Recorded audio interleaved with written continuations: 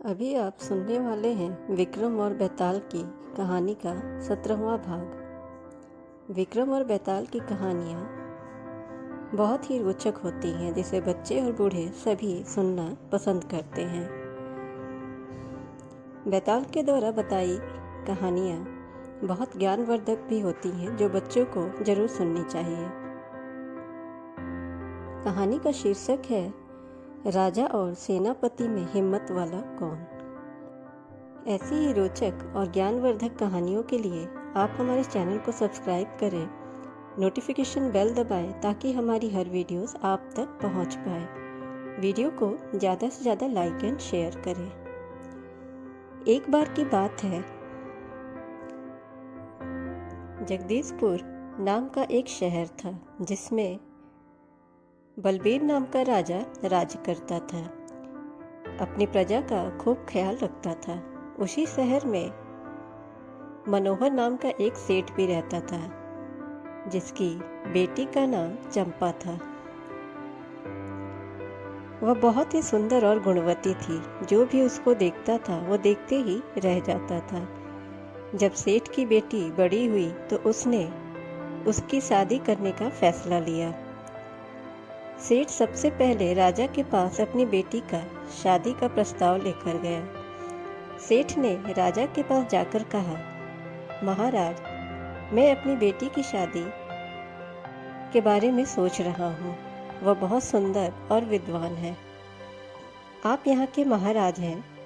सबसे ज़्यादा साहसी, गुणी और विद्वान आप हैं।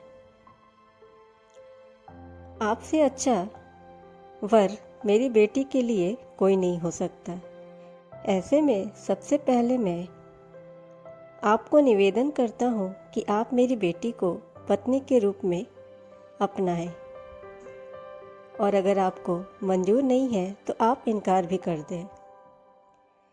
यह सुनकर राजा ने उसकी बेटी को देखने के लिए ब्राह्मणों को भेजा। राजा की बात सुनकर ब्राह्मण सेठ की लड़की को देखने गए। ब्राह्मण उसे देखकर काफ़ी खुश हुए, लेकिन दूसरे ही पल उनको इस बात की चिंता हुई कि राजा ने इतनी खूबसूरत लड़की से शादी की तो पूरे दिन उसे ही देखते रहेंगे और प्रजा पे ध्यान नहीं दे पाएंगे।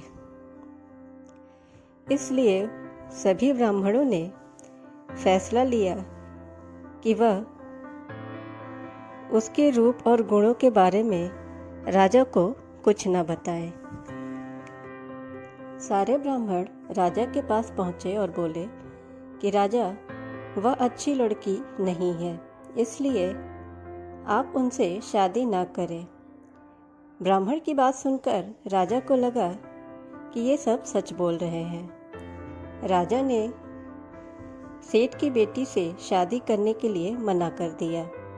फिर सेठ ने राजा की अनुमति से अपनी बेटी की शादी राजा के सेनापति बालधार के साथ करने की सोची।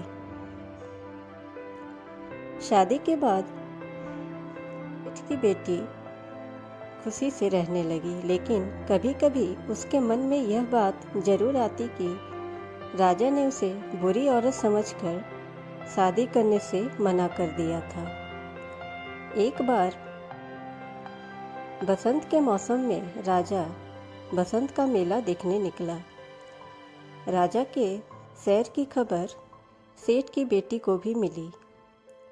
वह देखना चाहती थी कि वह कौन राजा था जिसने उसके साथ शादी नहीं की थी। यह सोचकर वह अपने घर की छत पर राजा को देखने के लिए खड़ी हो गई। राजा अपनी पूरा सेना लेकर उधर से ही जा रहा था कि उसकी नज़र छत पर पड़ी और वो उसी छत पे खड़ी थी, और उसे देखते ही राजा पूरी तरह से आकर्षित हो गया। उन्होंने अपने सहयोगी से पूछा कि यह खूबसूरत लड़की कौन है। सेवक ने राजा को पूरी कहानी बताई। यह वही लड़की है जिसके साथ आपने शादी करने से मना कर दिया था, जिसके बाद इसकी शादी सेनापति के साथ हो गई। पूरी कहानी सुनने के बाद राजा को बहुत गुस्सा आया और उन्होंने ब्राह्मणों को नगर छोड़ने की सजा दे दी। इसके बाद राजा बार बार यह बात सोचकर दुखी रहने लगा और बार बार उसे यह सोचने पर शर्म भी आ रही थी कि वह एक ऐसी लड़की के बारे में सोच रहा है जो पहले से ही शादीशुदा है। राजा के हाव भाव से आसपास के लोगों को उनके मन की बात समझ में आने लगी। राज्य के मंत्री और चाहने वालों ने राजा से कहा, राजा, इसमें दुखी होने वाली क्या बात है? सेनापति तो आपके लिए ही काम करता है, आप उनसे बात कर उसकी पत्नी को अपना लें।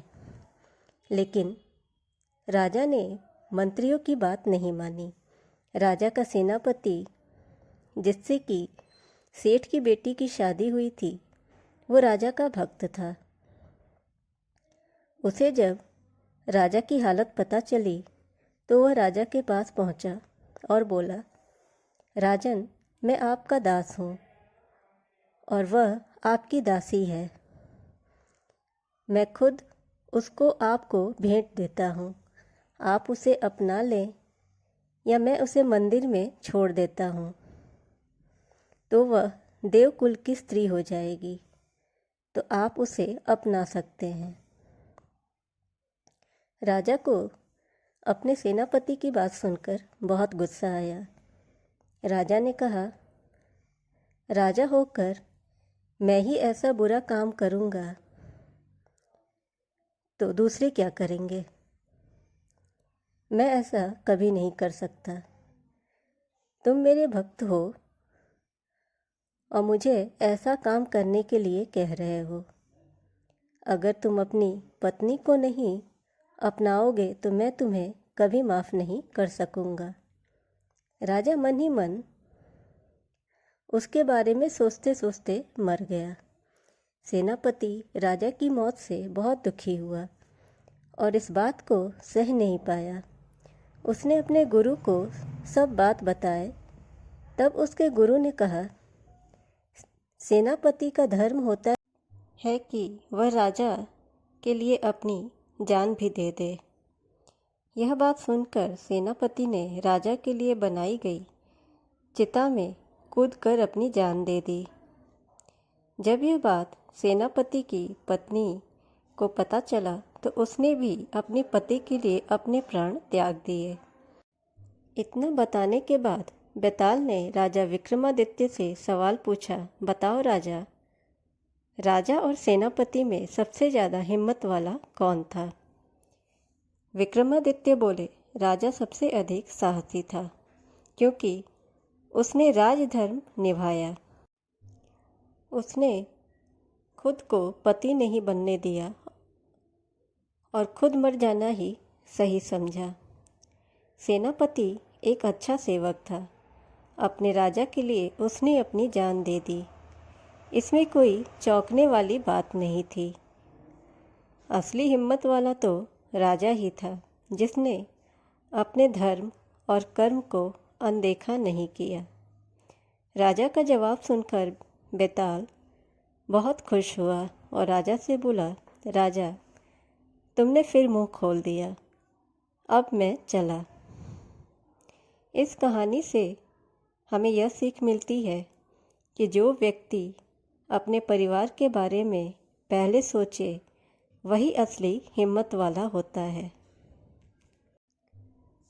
ऐसे ही रोचक कहानियों के लिए आप हमारे चैनल को ज़रूर सब्सक्राइब करें और नोटिफिकेशन बेल दबाएं ताकि हमारी हर वीडियोस आप तक पहुंचती रहें। वीडियो को ज़्यादा से ज़्यादा लाइक और शेयर करें। मिलते हैं नेक्स्ट वीडियो में विक्रम बेताल की अगली कहानी के साथ। Thanks for watching this video.